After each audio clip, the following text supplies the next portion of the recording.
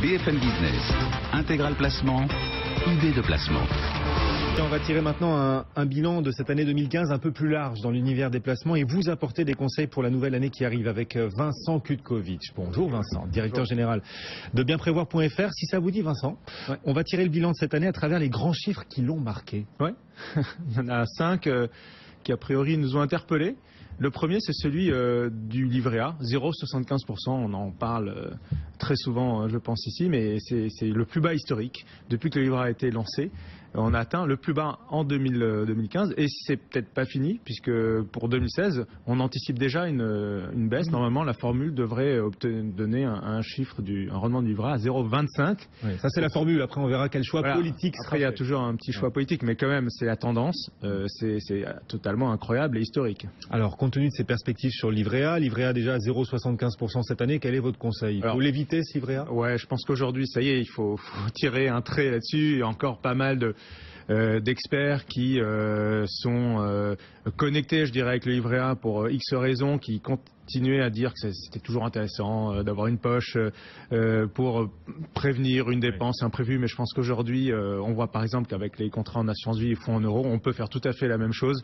Mais sauf que même avec les rendements qui baissent aujourd'hui, on a le double du rendement qu'on a sur le livret A aujourd'hui. Alors si on passait à 0,25 en 2016, j'ose même pas y penser. Oui, 0,25 d'accord, mais à 0,75 ça reste quand même intéressant. Oui, quand on compare à l'inflation, c'est pas rien. Alors, quand on déduit le niveau de l'inflation du rendement offert, on est à 0,30, mais franchement, c'est vraiment au ras des pâquerettes et je pense qu'on n'a pas vraiment. On peut tout à fait faire face à des dépenses imprévues avec d'autres solutions. Donc 0,75%, c'est l'un des chiffres qui vous ont le plus marqué en cette année 2015. Un autre chiffre qui a marqué 2015, Vincent, c'est 21%. Vous nous parlez de quoi à travers ce 21%? 21%, c'est la collecte depuis le début de l'année jusqu'à fin octobre en assurance vie sur la partie unité de compte, c'est-à-dire sur la partie risquée. Ce qui est intéressant, c'est qu'en fait, les Français, d'une part, quand on les interroge, nous disent que le rendement acceptable pour eux en équilibrant risque et rendement, c'est 5%. Et donc, les Français comprennent aujourd'hui que pour obtenir 5% de rendement en cible, en objectif, notamment dans le cadre de l'assurance vie, qui est quand même le véhicule principal sur lequel les Français investissent, pour y arriver, il faut prendre un peu de risque. D'où cette collecte record en 2015 pour les unités de compte. Voilà, c'est la collecte record en unités de compte. Et par ailleurs, sur les derniers mois, la collecte est montée jusqu'à près de la moitié en unités de compte. Donc là, il y a vraiment un inversement du marché et c'est extrêmement intéressant parce que je pense que là il y a une inflexion dans le comportement des épargnants et pas au mauvais moment. Souvent on voit les épargnants qui investissent par exemple en bourse au moment où les marchés sont au plus haut. Là ils l'ont fait au bon moment, donc c'est plutôt l'effet, je pense, d'un effort de communication qu'ont fait tous les experts depuis un certain temps pour faire comprendre qu'il fallait prendre du risque maintenant pour obtenir du rendement. Et donc 21% de la collecte en assurance vie cette année s'est faite à travers les unités de compte. Voilà. Pour vous, c'est un véritable tournant dans le comportement des Français. Tout à fait. Avant on était plutôt en dessous de 19%. Et quelle perspective, quel conseil? Alors il faut continuer à appuyer encore plus sur le champignon en 2016? Oui, donc sur quel type d'unité de compte aller? Ma première recommandation, ça serait toujours pour viser ce 5% de rendement qui est un petit peu le chiffre auquel s'attachent les Français. Le chiffre symbolique, c'est d'aller sur les unités de compte qui investissent en immobilier, d'aller sur les unités de compte qui sont exposées aux actions européennes, notamment avec toutes les actions qui ont été menées ces derniers temps, la hausse des taux aux États-Unis, on va en reparler, mais etc. Aujourd'hui, les entreprises européennes sont en bonne santé, donc on privilégiera l'immobilier et les actions européennes pour les unités de compte. On continue de dresser le bilan de cette année 2015 à travers les grands chiffres qui l'ont marqué. Alors là, on arrive au chiffre le plus dingue de cette année, Vincent, 5000 ans. Les taux d'intérêt sont à des plus bas de 5000 ans. Ouais, je pensais pas qu'un jour j'aurais à revenir sur une période aussi longue, mais je trouvais ça très intéressant. Alors c'est pas moi qui l'ai identifié, hein. Je tire mon chapeau notamment à un défi qui est un cabinet qui a identifié ces chiffres-là, qui lui-même l'a récupéré d'une étude anglaise de la Banque d'Angleterre, je crois.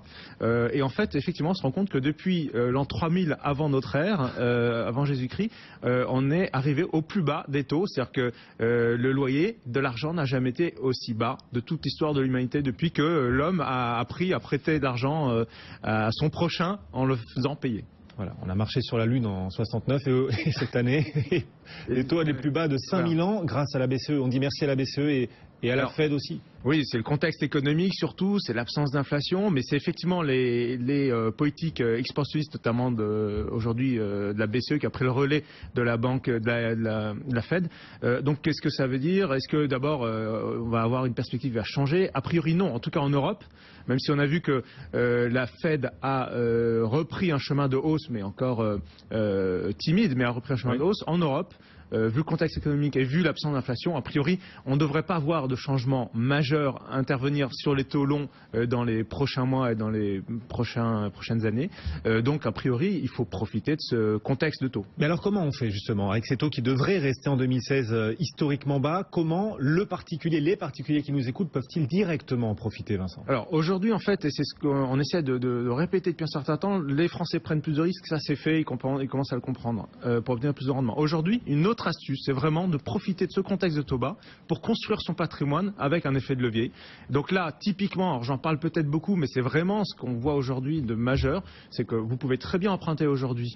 On l'évoquait dans la chronique précédente, on a des crédits immobiliers autour de 2% parfois. Je pense qu'entre 2 et 3%, on peut tout à fait obtenir un crédit aujourd'hui sur 15 ou 20 ans et en face mettre des placements qui rapportent là aussi autour de 4,5-5%, qui sont notamment toujours les SCPI d'entreprise qui aujourd'hui on a du mal à trouver une solution différente pour profiter de cet effet de levier. Parce qu'il faut mettre en face de son crédit quelque chose qui est solide, quelque chose qui est sûr entre guillemets. Il y a toujours un risque, mais c'est pas garanti en que tel. Mais on peut pas non plus profiter de l'effet de crédit pour aller investir sur des actions. Ça serait quand même un peu dangereux. Donc votre conseil pour profiter des taux bas encore en 2016, c'est continuer de développer son patrimoine en s'endettant à travers les crédits, d'autant que ça peut aussi permettre de défiscaliser au passage, et continuer de miser sur les SCPI qui ont affiché une collecte record. C'est l'autre chiffre qui a marqué cette année d'ailleurs. De façon générale, effectivement, le chiffre c'est 80 milliards. L'encours sur les fonds immobiliers en France est de 80 milliards. La moitié,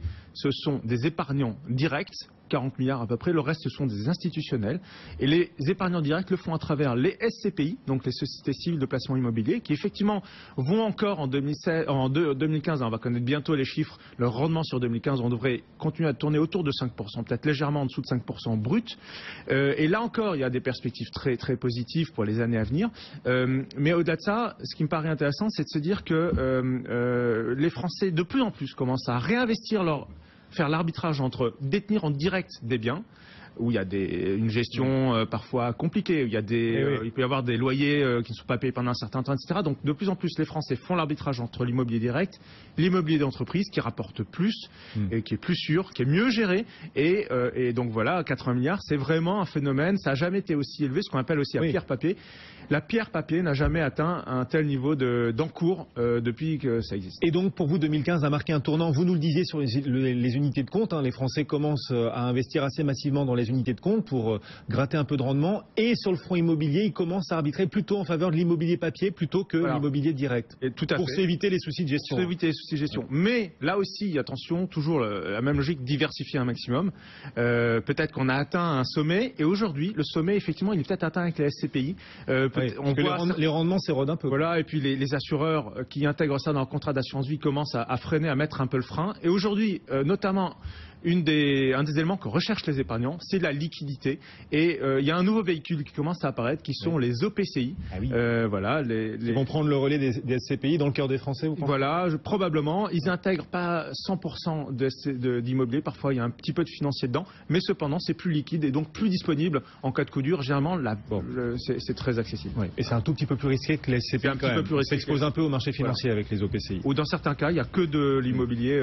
Il peut y avoir des foncières à l'intérieur de la partie financière. Et ben voilà les tendances montantes de cette année 2015 et les perspectives pour 2016. Tous les conseils signés Vincent Kutkovitch. Merci Vincent d'être venu nous voir, directeur général. Bonnes vacances. Directeur général de bienprévoir.fr sur BFM Business.